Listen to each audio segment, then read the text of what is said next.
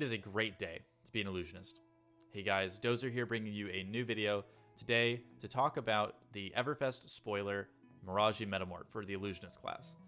This card is absolutely incredible. It's an on-rate card that has 7 attack, 3 block, is a red, so it's 1 pitch, costs 1, has Phantasm, and says when this is destroyed, create a token that's a copy of an aura you control. So, a bit of context about this card and why it's so unbelievably good. In current Prism builds, you run mostly yellows and blues. Yellows are there to turn on your weapon, Luminaris, to give all your attacks go again, as illusionist attacks. Blues are there in Prism so that you can combo with Vestige of Soul to pay for cards like Tome of Divinity, Merciful Retribution, and Genesis, and other such cards by pitching a single light blue card. That being said, if we run reds, they need to be really, really impactful. Currently, the only reds I run in the Illusionist slot are Prismatic Shield Red to make Spectral Shield tokens, as well as Phantasmaclasm, because it is an Illusionist attack that can bypass the Illusionist weakness of being popped by 6 attack plus cards. Phantasmaclasm itself is an awkward card a lot of the time. It costs 3 to play, and for you to play that with Go Again, you have to pitch 2 cards to get that Go Again going. A yellow into a blue, or at least 2 yellows. Or a yellow and a red. You get the idea. The point is that Phantasmaclasm is very clunky as a red. That's not a light card.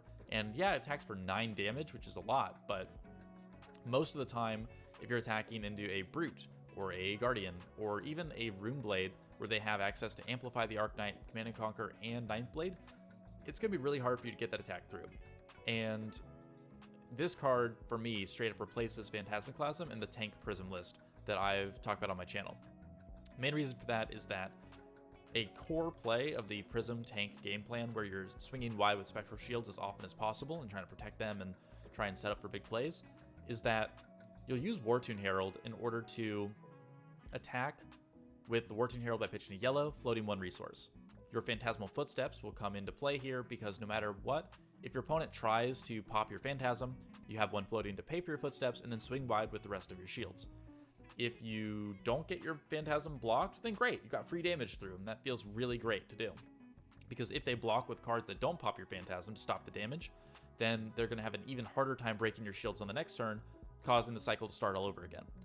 Miraging Metamorph, therefore, is the perfect card to slot in as a red for the Tank Prism game plan, as it not only blocks 3 to help protect your shields, but if you get to keep this in your hand or arsenal, pitch a yellow to activate it, you can attack with impunity to turn on all your cards.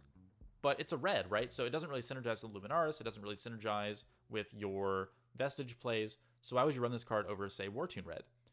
Well, the reason for that is that second ability. When this is destroyed, create a token that's a copy of an aura you control. Not only is this not specified to Illusionist auras, so this can work on any generic aura that's ever printed, so keep your eye out for that, but if they decide to pop this card, you can literally get a copy of Merciful Retribution, or Ode to Wrath, or Genesis, Parable, or Arclight Sentinel, if you have one out. In fact, if they try and pop this, you can play an aura from your hand in response to the Phantasm trigger. It'll come into play, resolve, and then the Phantasm will resolve. This will be destroyed, its effect will trigger, and will copy the aura that you just played. So you can sneak auras into play if they're thinking that they're going to be slick by trying to pop your card while there's no Phantasm or aura out. So Miraging Metamorph is an absolutely insane card. This is an auto-include in any Phantasm deck that is running Luminaris, so Prism is basically. It's not necessarily going to be amazing in every Illusionist that's ever printed, because they're not necessarily going to have such good auras like the Spectras like Prism has, and they're not necessarily going to be able to easily give it Go Again like Prism can. But for Prism, this card is absolutely insane, and is kind of just balanced around the fact that it's not a light card. If it was a light card, it'd have literally 0 downside as a red. So, the only way this card could be better if it was a light blue. Or a light yellow. I mean, that would be... And it had obviously lower attack to make up for it. Like, that would be a busted card, honestly. But this card is very good, and I'm very excited to be using it. I'm very excited to see what commons and rares are released as well, and hope you guys are too. Thanks for watching, and I'll see you in the next video. Peace. Hey everyone, thanks for watching. If you enjoyed the video, please leave a like, comment, and consider subscribing for more Flesh and Blood content. I'd like to take a moment to thank all of the patrons for making this content possible by supporting the channel over on Patreon. So, first we have the Dreamweaver tier patrons. Thank you to TerraBlitz. You rock. Longtime supporter. Glad to have you on board. Then for the Sentinel tier patrons, we've got David Romish, Joe Gianoli, Michael Lynch, P13TR2U, Scott Koo, and Tim J.